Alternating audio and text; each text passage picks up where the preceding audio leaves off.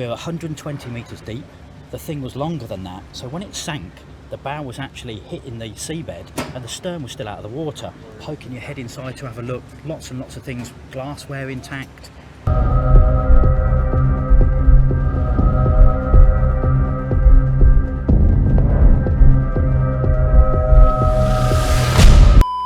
The remote hum of the submersible's thrusters died away as darkness enveloped the deep-sea descent.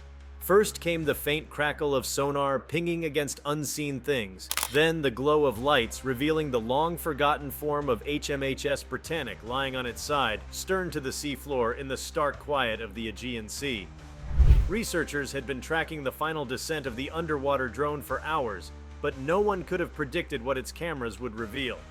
It's the most awe-inspiring sight I've ever seen. She's just enormous, this truly Titanic sleeping beauty lying here on her side at the bottom of the ocean. But yet the detail, you can see everything down here like a time capsule. As this robotic eye swept across the hull, it captured something utterly unexpected. A large and seemingly intact mechanical structure nestled in the wreck's bow region, one that bore no obvious relation to the hospital ship's original layout. The moment of discovery flashed through the team on the surface. There, visible in high-definition imagery, was a massive piece of machinery entangled in bent steel and silt, which appeared to be part of a propulsion or auxiliary system not listed in the ship's plans. Before we start, smash the like and subscribe buttons for more updates. That the Britannic still held secrets more than a century after she sank was no surprise. The liner-turned-hospital ship, a sister of the ill-fated RMS Titanic, had gone down in 1916 in the Kia Channel off Greece. Even so, the discovery of a previously unknown assembly inside the wreck challenges long-held assumptions about her final hours, her configuration, and perhaps the nature of what the crew carried.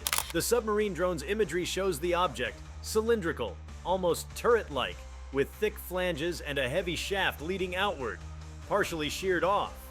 The team on the control vessel stared at the live feed in disbelief. This was not on any blueprint, not referenced in her ship's history. The question that echoed in the control room was, what was this? From the moment the drone's light struck the wreck, the tone of the mission shifted. The mission had begun as a detailed documentation of the Britannic's architecture, her rooms, hull damage, and marine biology. But it quickly morphed into a forensic investigation. The newly found structure lies in a section of the ship sheared off during the sinking. The bow region, which collapsed beneath the crushing weight of water after the explosion that had ripped her open. The images show twisted decks, bulkheads folded, and this anomalous component half buried in mud. It appears to have been dislodged, but not destroyed, as though it had remained intact despite the violent forces around it. Its appearance is so out of context that hypotheses surfaced almost immediately. An auxiliary generator that was relocated during retrofitting? A hidden wartime load? A structural reinforcement kit added during her hurried conversion as a hospital ship? Worse, perhaps a piece of armor or engineering not officially documented? Researchers recalled that when Britannic was converted to a hospital ship, structural changes were made, lifeboats were rearranged, ventilation systems modified, and cargo holds repurposed. But nothing in the records of her builders or the White Star Line referenced such a distinct mechanical module.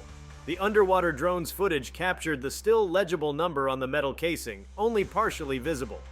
H245. That code had no record in the ship's surviving logs accessible to historians. The operation pivoted. Engineers aboard began consulting archived blueprints, sensor logs, sonar mapping, and the real-time imagery from the drone.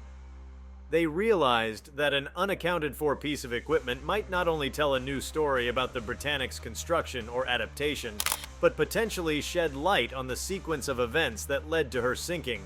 As the drone glided around the turret-like cylinder, it illuminated nearby features. A twisted billet of steel marked H&W 1914. The Harland and Wolff yard plate from Belfast. The fact that the plate had survived so visibly, and marked with date and builder, offered a kind of anchor point in the wreck. The structure seemed integral to the ship's original framework rather than a later addition. A diver from earlier expeditions had described the bow region as devastated by the explosion, telling how the front of the ship collapsed and ripped away, but that many internal compartments remained relatively intact. So how had this solid piece survived and remained where it did, almost privy to the final moment of the Britannic's demise? The team concluded that exploring this object further could reveal what internal damage the vessel sustained, and whether the sequence of structural failure followed the understood script. Within minutes, the exploration shifted from documentation to targeted investigation. The drone positioned a laser grid onto the cylinder's surface, measuring cracks, corrosion patterns, and relative orientation. The patterns of rust and marine growth indicated that the component had been exposed to water earlier than the rest of the wreck's bedding, suggesting it may have breached during the sinking initial event before the ship came to rest. By mapping the surrounding sediment, the team realized that the object's shaft penetrated into the surrounding seabed, almost as if its weight had driven it until stopped by resistance, pushing aside packed silt. That suggested momentum and a possible breakup scenario earlier than previously thought. For decades, the narrative had held that the Britannic sank slowly, giving time for a measured evacuation. But this find suggests parts of her structure may have collapsed far earlier in the process than accepted.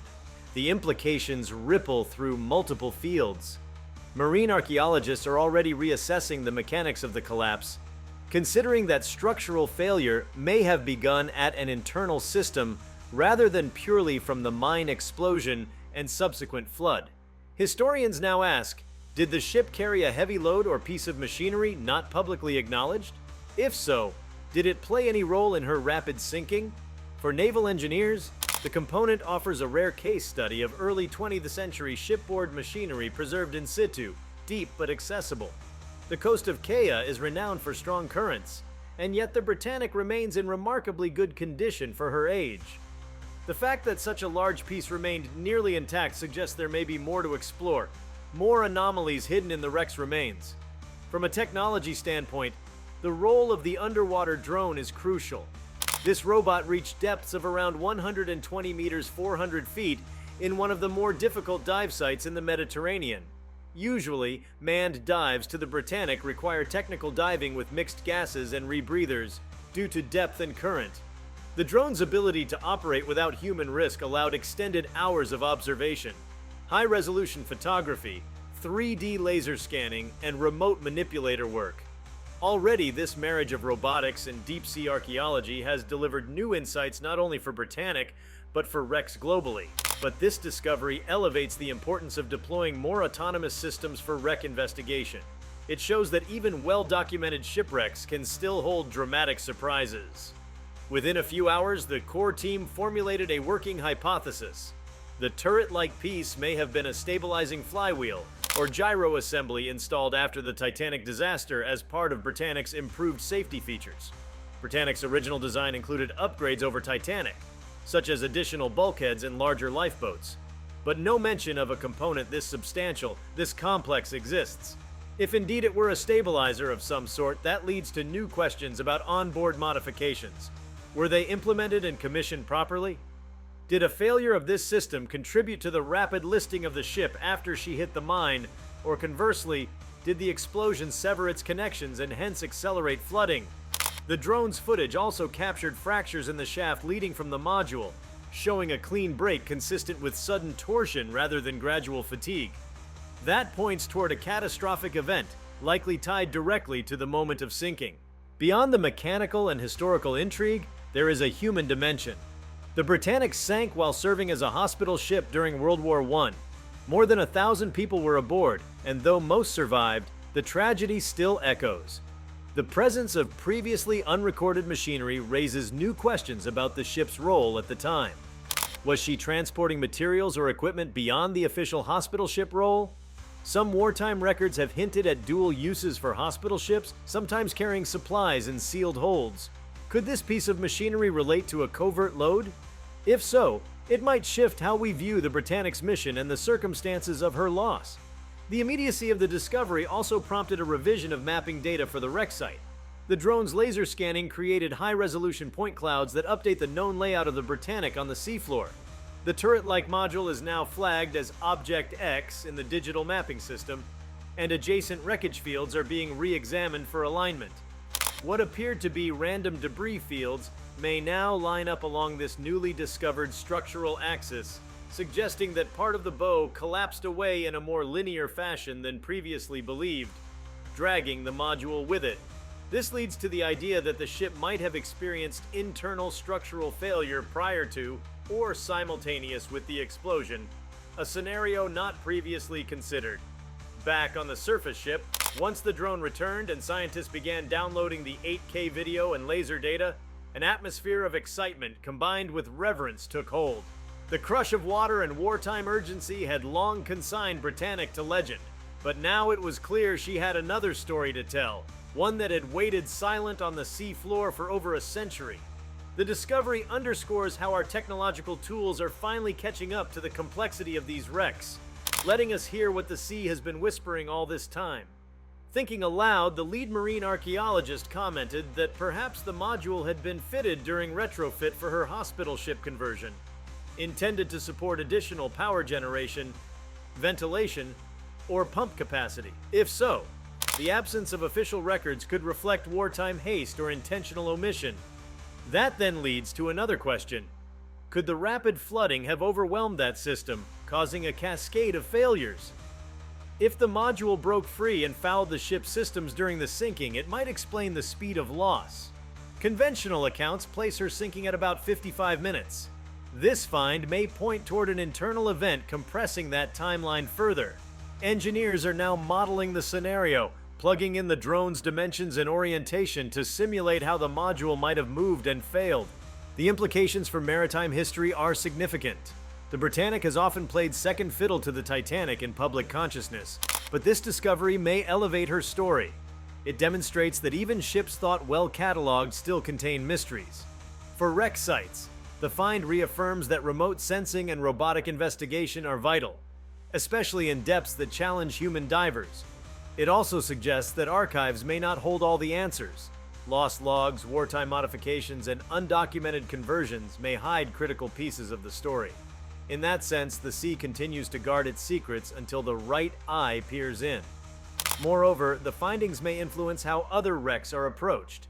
If such a large, undocumented object can sit unobserved in the Britannic for more than a century, other wrecks may likewise hold hidden complexity. It raises a broader question about how shipwrecks are surveyed and logged. Initial dives may capture only superficial photographic records, missing deep internal assemblies or hidden compartments. The drone's success here may prompt new standards for deep-sea wreck exploration, a combination of high-resolution robotics, laser scanning, and archival cross-reference. The discovery also presses ethical considerations.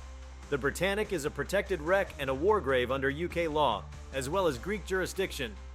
Exploration must balance historical inquiry with respect. The revelation of this module may spark debate about whether items inside should be recovered or documented in place. The team already emphasizes non-intrusive methods, choosing to leave the module in situ for now and documenting it thoroughly. The priority remains historical science rather than salvage.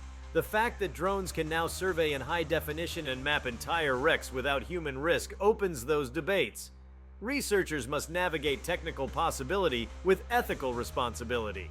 In the coming days, the control vessel transmitted raw video to base stations around the world. Shipwreck specialists sifted through frames, one spotting a series of bolt holes around the base of the module that matched a shape only partially visible in archived blueprints. Another flagged a curved steel plate leaning against nearby wreckage. It seemed to be part of the module's protective housing, a casing long removed or collapsed. The collaborative effort of historians, engineers, and marine archaeologists began to reconstruct this device piece by piece virtually before any actual dive operations sought hands-on examination. As the drone's lights dimmed and it ascended to the surface for the final time, the team prepared for the next stage: remote manipulator investigation, sample coring of adjacent sediments to see whether the module shifted post-sinking, and detailed archival research to locate any references to H-245 or similar components in Harland and Wolff records or White Star Line modifications. Already, signals in the logistics systems indicate that the module may have been part of a hidden cargo system or a wartime retrofit pump system. Either way, the implications stretch beyond maritime archaeology into the history of engineering and wartime maritime logistics. There is also an environmental angle. The Britannic's hull has long supported a micro-ecosystem: rusticles, microbial mats, and marine fauna colonizing steel. The drone footage shows the module is still encrusted but with less marine growth than surrounding structures, perhaps because its orientation caused less exposure. Biologists now ponder whether the module's exposure influences local seabed ecology or corrosion rates. The presence of a large, dense, captive metal mass could influence local currents and sediment deposition on the wreck. Thus, the find may have relevance for corrosion science and underwater heritage conservation. In the stark stillness at the seabed, the Britannic lay silent, her story altered not by human voices but by the steady light of a remote camera. The drone's unexpected capture revealed a layer of engineering and history previously hidden, a reminder that beneath the waves lie narratives waiting to be discovered. As this investigation marches forward, the large unknown module at the heart of the wreck invites us to reconsider what we know about that fateful morning in 1916, about the ship's design, her conversion, and her final moments. And in so doing, it reinforces that exploration is never complete. History waits for the bold to shine a light into darkness. The sonar map of the Britannic's resting place stretched across a wall of screens aboard the research vessel as the underwater drone began its second descent. The data from the first mission had electrified the scientific community, but now the team sought to go deeper, both literally and figuratively. Every pixel of the previous footage was examined, every contour of the mysterious cylindrical structure mapped and debated. The second dive's purpose was to probe further into the surrounding wreckage, to explore sections of the ship that had never been touched by human or robotic eyes. The thrill of discovery mingled with an eerie reverence as the drone lowered through the darkening sea, light fading into the slow-moving shroud that surrounded the Britannic. The wreck loomed out of the gloom like a sleeping giant, its once grand hull lying on its starboard side, massive and motionless, a century of silence pressing down on it. The Aegean currents whispered across the decks, carrying with them fine sediments that drifted like smoke through the beams of the drone's lamps. The vehicle moved carefully, its stabilizers countering the push of the deep sea. Its cameras swept across the crumpled remains of the bow section, scanning rivet lines, portholes, and fragments of brass fixtures still gleaming faintly beneath silt. The light from the submersible glanced off twisted railings and collapsed bulkheads, until it reached a yawning opening, a wound carved by the explosion that sent Britannic to the bottom. As the drone entered the shadowed cavity, the feed on the ship's control room flickered, the cameras struggling to adjust to the silt-filled void. Within the darkness, something faintly reflective caught the attention of the operators. They steadied the drone, zooming in on a cluster of objects lodged against the inner wall. The glow of the floodlights revealed what looked like a row of metallic canisters, cylindrical and compact, each encased in corroded brackets. The researchers exchanged glances.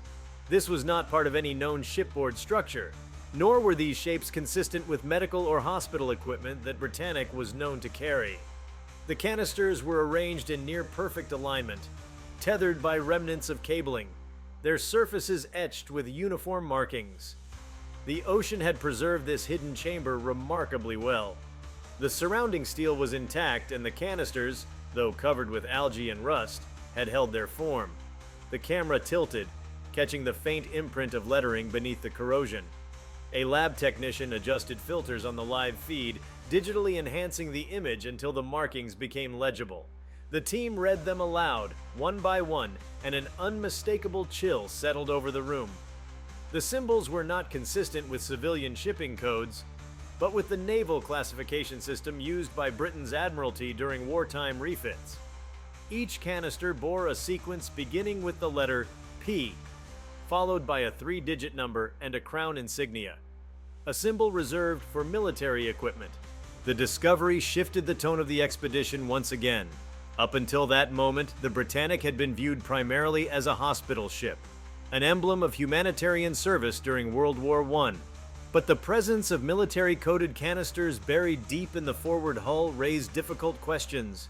Were these remnants of wartime supplies perhaps forgotten or deliberately hidden during the ship's hurried conversion? Or did they point to something far more complex, an overlap between medical transport and military logistics? The drone hovered motionless as the operators conferred. Whatever these containers held, their presence contradicted the long-standing narrative of Britannic's peaceful mission. The drone was equipped with a spectral scanner capable of non-intrusive analysis, and the team decided to use it. The laser pulses swept across the canisters, reading the density and composition of the material inside without breaching the corroded walls. Within seconds, data began to stream in. Density readings inconsistent with water, fuel, or medical supplies. Instead, the readings suggested that the canisters contained metal alloys, possibly parts of a mechanical system. Some sections appeared hollow, others dense. The pattern hinted at disassembled machinery rather than stored goods.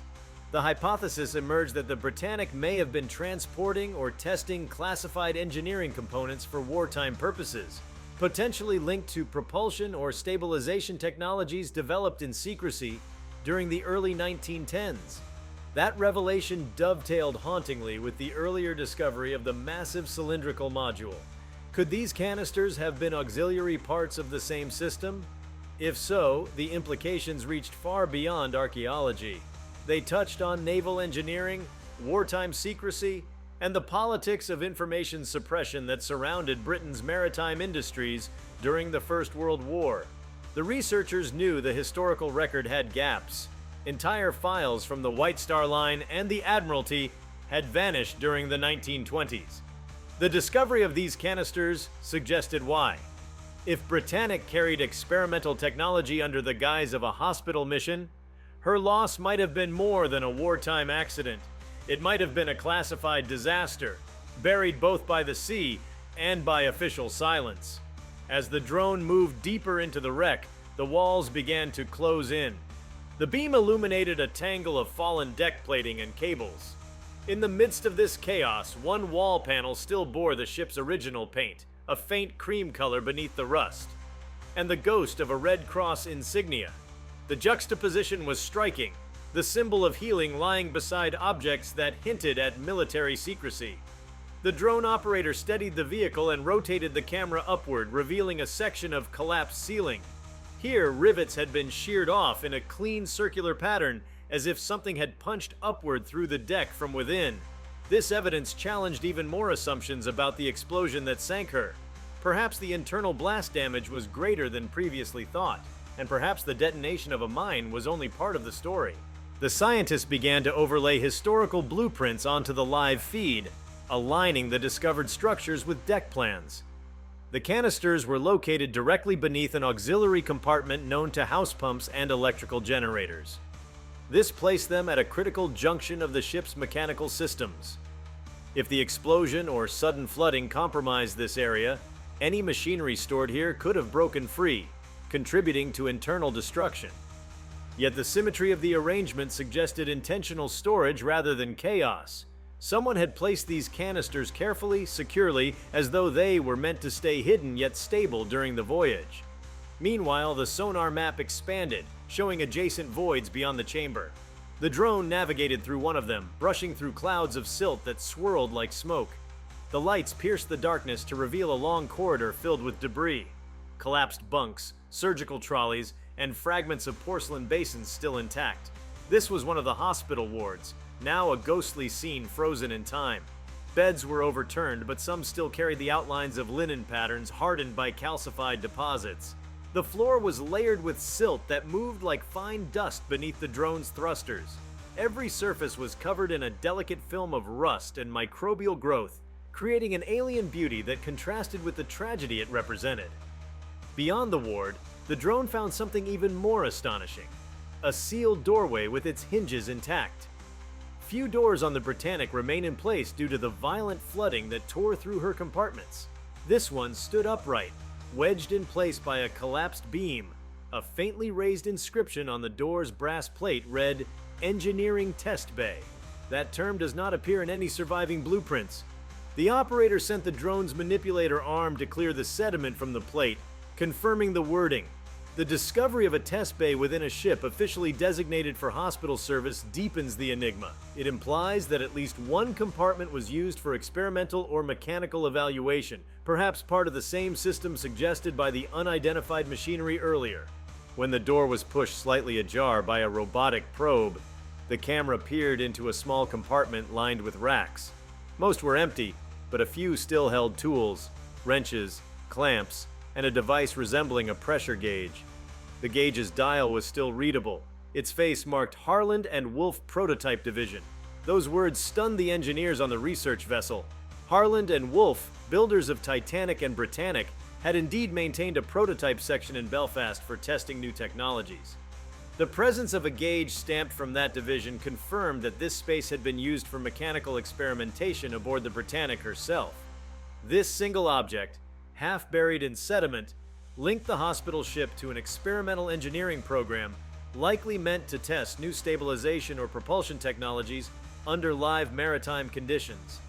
The implications multiplied with every moment. If Britannic was indeed carrying experimental technology, her mission may have served dual purposes, officially humanitarian but also secretly technical. This hypothesis casts her voyage through the Kia Channel in a new light. That narrow stretch of water dotted with mines was considered perilous. If her commanders knew she was carrying sensitive machinery, they might have altered their route or taken additional precautions. The absence of such measures suggests either ignorance at the operational level or deliberate secrecy from higher authorities. The researchers found themselves grappling not only with the physical relics of history, but with the politics and ethics of what might have been a concealed military operation under the banner of medical aid. The drone hovered inside the test bay for nearly an hour, scanning every surface. Its sensors captured residue on the inner walls, fine crystalline deposits that, when analyzed, showed traces of lubricants and alloys used in machinery manufacturing. Even after a century underwater, those microscopic clues told a story.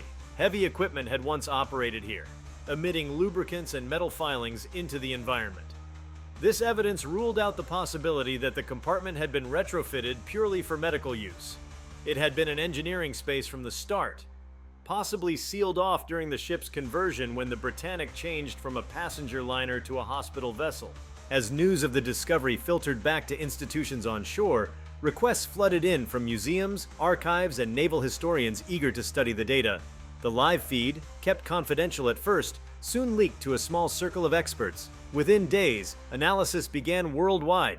One team in Belfast compared the H-245 module with diagrams of early gyroscopic stabilizers tested between 1913 and 1915 by British engineers. The resemblance was uncanny. Those devices were intended to reduce a ship's rolling motion at sea, a safety feature inspired by Titanic's loss. If the Britannic carried such an experimental stabilizer, she may have been the world's first large-scale platform to test it in operational conditions. The existence of the canisters nearby could represent either spare parts or calibration components for the same device. Back on the sea floor, the drone's lights swept further aft. There, at the edge of a corridor, it illuminated a heap of twisted pipes and plates forming an arch. This appeared to be a collapsed access tunnel leading toward the boiler rooms. The boilers themselves were partially visible, their massive shells coated in manganese-rich deposits. The Britannic's engines had been her pride, giant triple-expansion steam turbines capable of moving a 48,000-ton vessel across the ocean. The drone approached cautiously, its sensors reading increasing magnetic interference, perhaps from remnants of electrical systems. Suddenly, a faint metallic glimmer caught the operator's eye. Just beneath the tangle of pipes lay a large brass plate half buried in silt. The manipulator arm brushed it clean, revealing a stamped line of text: Experimental Ballast Control Unit, Belfast Yard. This discovery cemented the theory. The Britannic had indeed been fitted with systems never officially recorded.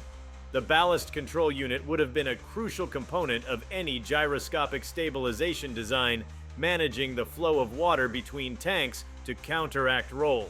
The alignment of this plate with the previously discovered module confirmed a link between the two. The ship had likely been carrying a functioning prototype system integrated into her structure. a bold experiment disguised beneath the trappings of a hospital ship. Such integration might also explain why her loss occurred so rapidly.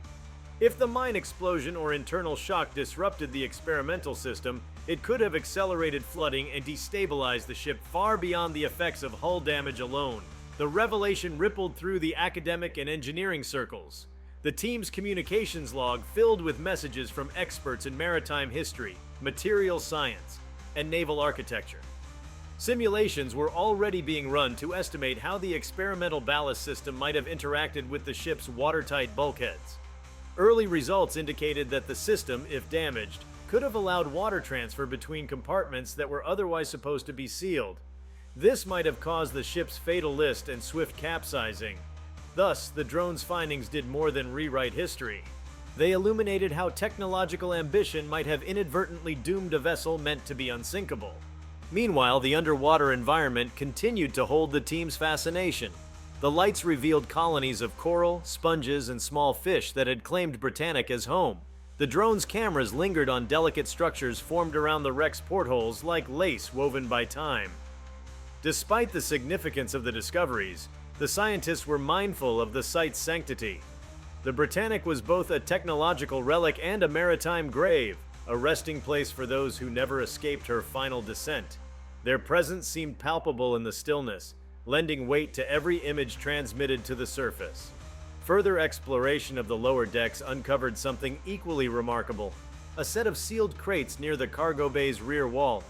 Their wood had long dissolved, but metal bindings remained, enclosing compact masses of hardened material.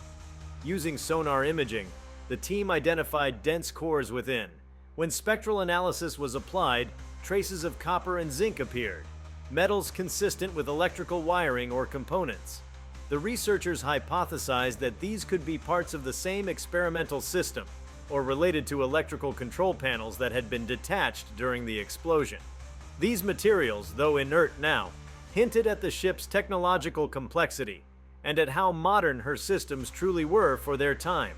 If you like this video, please give it a like and subscribe to our channel. Also, leave your comments below and tell us, what are your thoughts on what the underwater drone might discover at the RMS Britannic? We want to hear from you. Thank you for watching, and see you next time.